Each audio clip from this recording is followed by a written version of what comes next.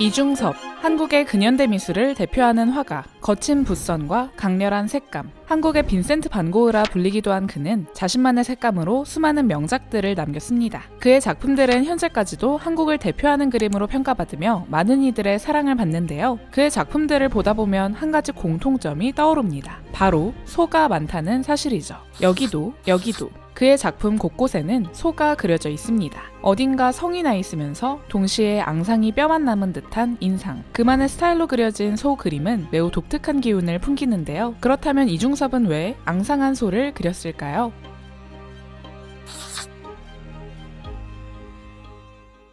이중섭의 소그림은 유명합니다. 초중고등학교 교과서에도 빠지지 않고 등장할 정도로 유명하죠. 이중섭의 대표작이라고 하면 바로 이 그림을 떠올릴 정도로 소는 이중섭의 대표 상징이기도 합니다. 이중섭은 그림을 그리던 초기부터 소를 자주 그렸습니다. 하지만 초창기의 소 그림은 우리가 알고 있는 이중섭의 소 그림과는 조금 다르죠. 일제강점기 유복한 조선의 분홍에서 태어난 이중섭은 고등학생이 될 무렵 오산학교에 입학하게 됩니다. 오산학교는 민족학교로서 독립운동가들의 철학 아래 지어진 학교였는데요. 그는 그곳에서 임용련이라는 미술 선생님을 만나게 됩니다. 임용련은 1900년대 초반 미국 예일대에서 서양화를 배우고 유럽 유학을 다녀온 당시로선 선구적인 서양화가였습니다. 그는 조국을 위해 큰 일을 해야 한다는 사명 아래 조선으로 돌아와 오산학교에서 학생들을 가르쳤죠. 이중섭은 그런 그에게서 가르침을 받았는데요. 덕분에 1900년대 초반 유럽에서 유행하던 다양한 화풍들을 접할 수 있었죠. 임용련은 이중섭에게 항상 무엇보다 연습과 노력을 강조했는데요. 밑그림을 바닷가의 모래알보다 많이 하라. 그런 다음에 내 예술이 있다 가르칠 정도였습니다. 어릴 적부터 노력파였던 이중섭은 스승 밑에서 수많은 습작을 남겼습니다. 이 무렵 많은 습작을 그렸던 만큼 쉽게 찾을 수 있는 그림의 대상이 필요하기도 했는데요. 그것이 다름 아닌 소였습니다. 농사 짓는 사람들이 많았던 1900년대 초반 한반도, 소는 너무나도 일상적이고 가까운 소재였습니다. 연습, 또 연습을 거듭하는 이중섭에게 소는 더할 나위 없이 좋은 소재였죠.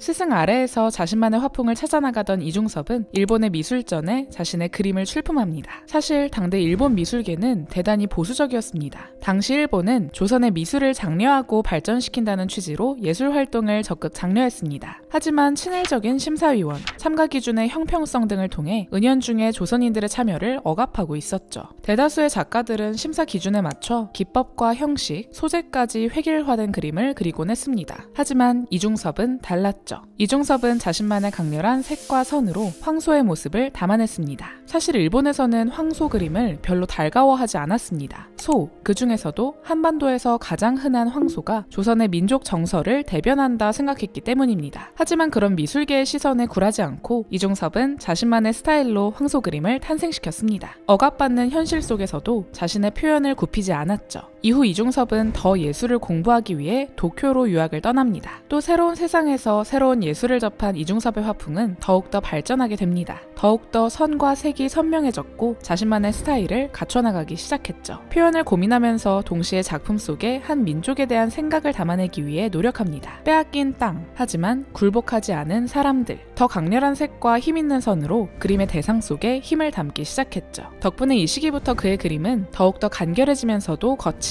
그리고 힘있는 느낌으로 발전하게 됩니다. 1943년 일본의 권위 있는 공모전에 망월이란 작품을 출품하여 특별상을 거머쥐는데요. 둥근 달과 그것을 바라보는 소년과 소의 모습을 통해 조국의 비운과 현실 그리고 희망을 그리고 있습니다.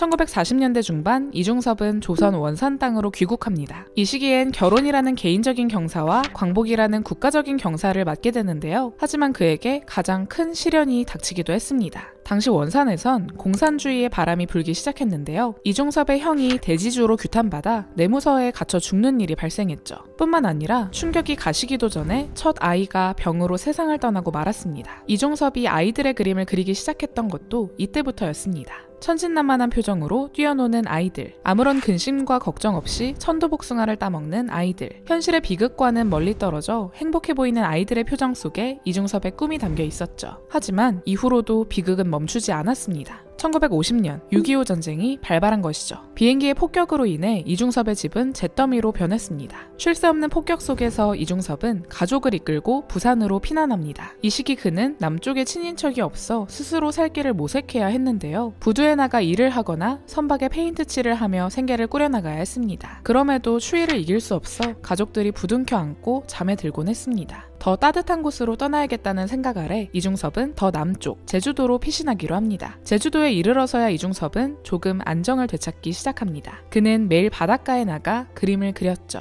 이 시기에 그려진 서귀포의 환상을 보면 바다, 아이들, 과일과 같이 일상에서 접할 수 있는 소재들이 밝게 표현되어 있습니다. 태양과 바다, 모래와 개, 그가 바라본 제주도의 풍경은 희망에 차 있죠.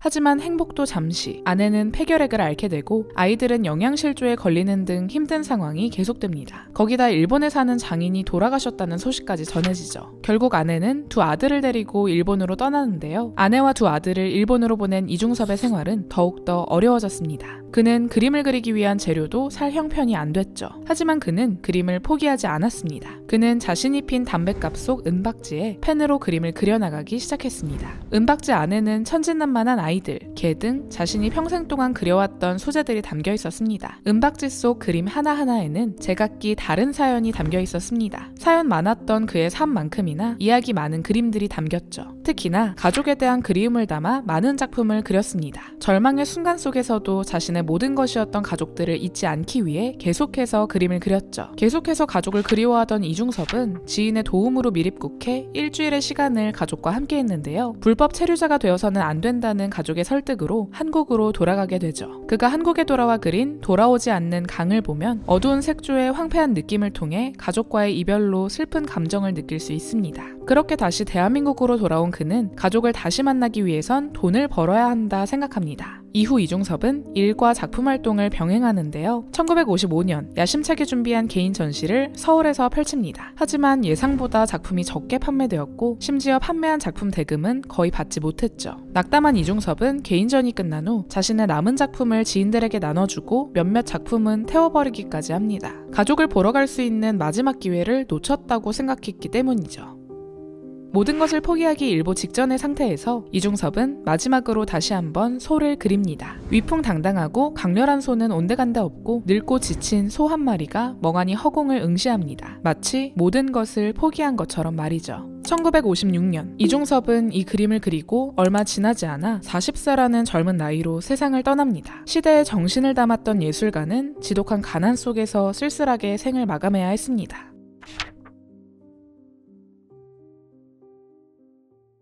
격동의 한국사 속에서 때로는 민족의 자긍심을 또 때로는 개인의 슬픔과 행복을 그렸던 예술가 이중섭은 불안했던 삶의 여정 속에서 자신만의 색깔을 만들어내며 현재까지도 한국의 근현대 미술을 대표하는 예술가라 불리는데요. 선명하고도 앙상한 선과 강렬하고 거친 그만의 색감은 지금까지도 많은 이들의 영감이 되며 많은 사랑을 받고 있습니다. 앙상하지만 강인한 그의 소 그림 속에서 여러분은 어떤 것이 느껴지시나요?